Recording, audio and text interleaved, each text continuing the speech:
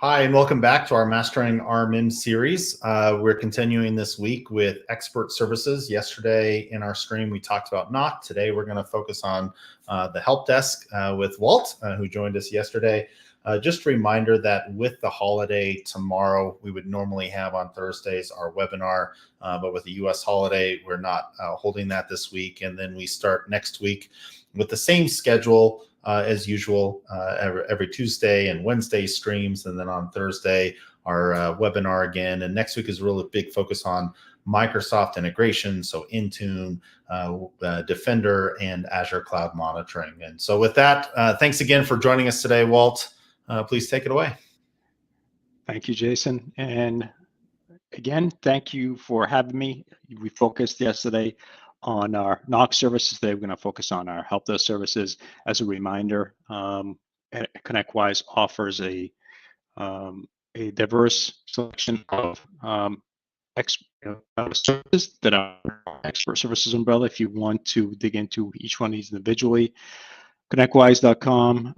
If you select the products under expert services, you'll be able to read up on all these. What these are is basically just a way to help you scale and not to have to hire or reduce staffing when you need to just extend our services to your clients or directly to help you as well.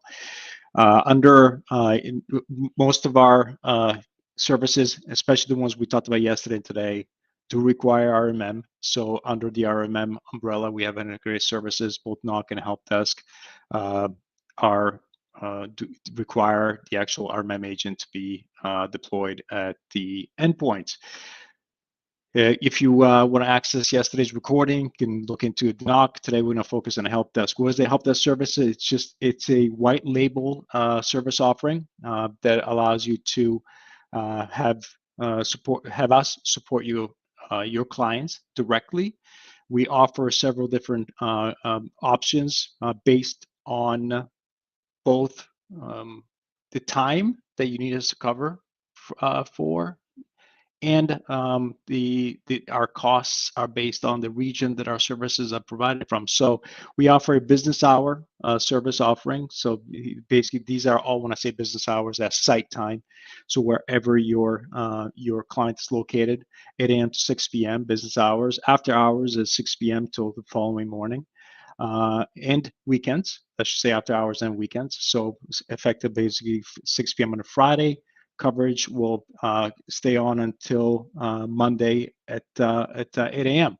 Or we offer 24/7 full coverage as well.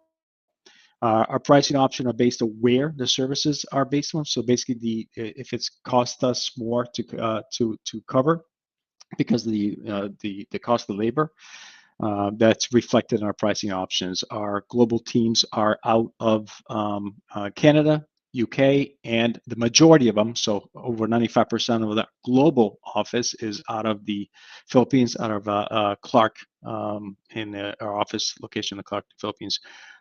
Most of our US-based colleagues that support our US offering out of Tampa, but the majority of them are out of the outside of Pittsburgh, Pennsylvania. We prioritize incoming requests, so all the inbound volume, so chats, phone calls, emails are prioritized over scheduled work. And this obviously allows you to easily augment your staff with our services as well, so you don't have to hire and are able to use us to scale. We when you partner with us with a service, we offer a one-time consultation with we help you set up a first site with us.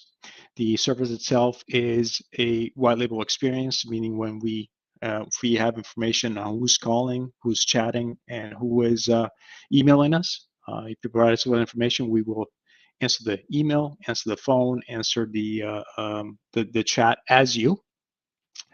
It is if the client is not recognized for whatever reason, maybe they're calling from a cell phone that you don't have on file, we will answer the phone with a gray label experience. Our CCAS that we use internally is used to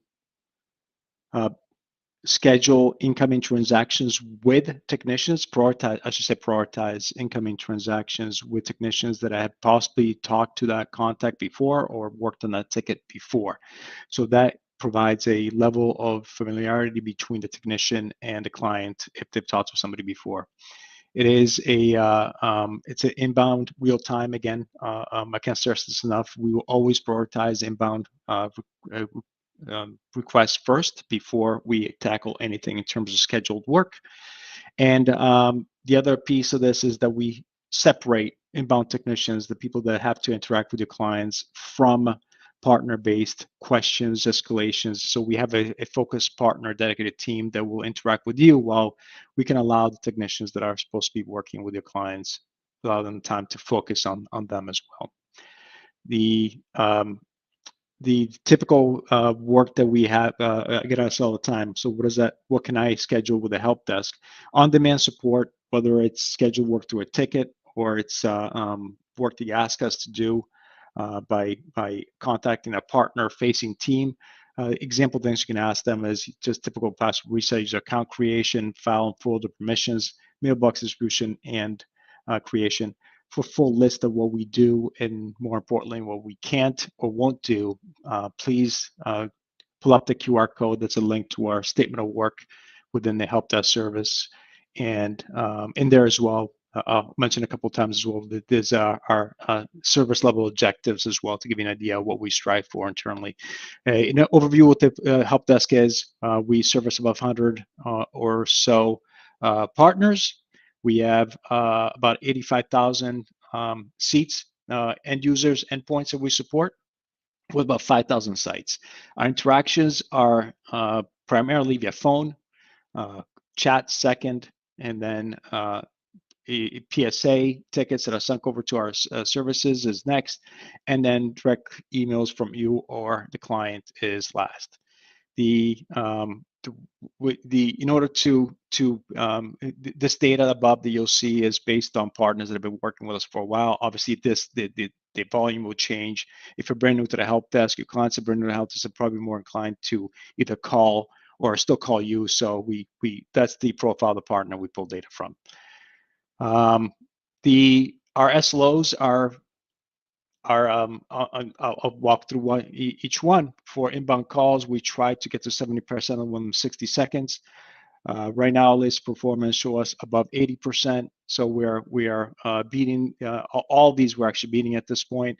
Our inbound transaction times of 25 minutes. Our email and PSA response are about 70% within 2 hours, and our resolution rate is 75%.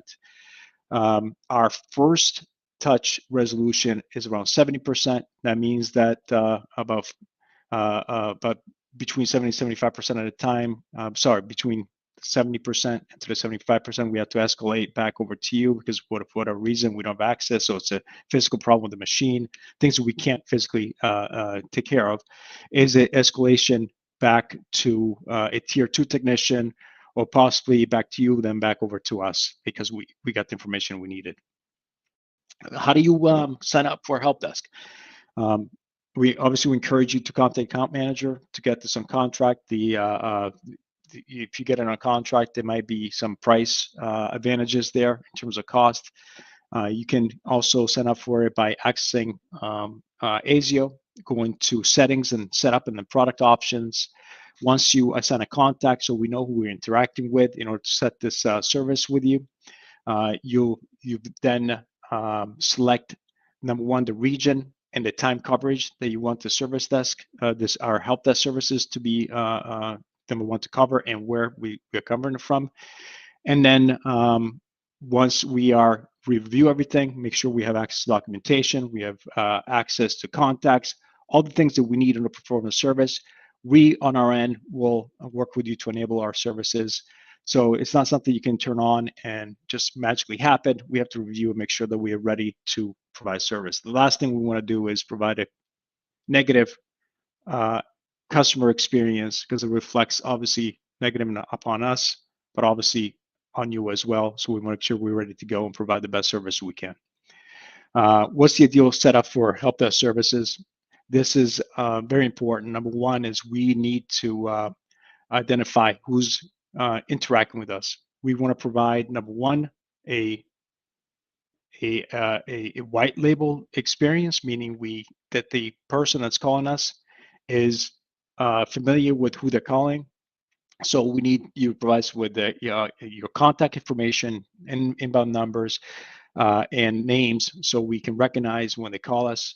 Two is we want to make sure that there's a chat that's deployed at every endpoint, and also provide them with emails. So if they have the right phone numbers to call, we can recognize them. They can easily access a way to chat with us, and to have an email to send to. That puts us in a position, obviously, to provide better service. We have a site documentation team that continually, every day, reviews escalations from technicians back over to you, that looks at missing or inaccurate documentation to provide service to your clients. That gets into a queue, and we will also prioritize that in terms of contact with you and update information. We need to have MFA access enabled, and we also need a integration within your documentation repository. I can stress this stuff. Number 4, if you get a call from us or get an email, if you get a ping from us saying, hey, there's wrong information on this particular documentation, please respond, so we can not have to escalate back over to you. And any issues you have with the service, whether it's poor service from a technician or it's an escalation you don't feel should have been sent to you, or if you feel that you're not getting the value out of the help desk because whatever reason we're escalating too much, that those are common problems that we see, especially in the first 6 months of the service. Please don't wait for your next QBR. Don't wait for your next interaction with the account manager. Reach out to us immediately through partner care, through our partner success team within the help desk. Let us work with you to make sure we are setting this up the best way we can. So having said that, there are a number of questions that I will try to I'll try to answer as best I can as I'm multitasking here. You can keep this conversation going on the community. I'm happy to jump on there, or even get a quick phone call with you to discuss any questions you may have, any issues you may be having. If you're an existing partner or having issues with the help desk service, like I said, I'm happy to jump on any call. As a reminder, before we end this session, no webinar tomorrow. Jason and team are going to pick these live streams back up on Tuesday and Wednesday next week, and the regularly scheduled webinar for tomorrow morning. So having said that, thank you. And any questions like that, again, go on this community, and we will chat soon. Thank you so much.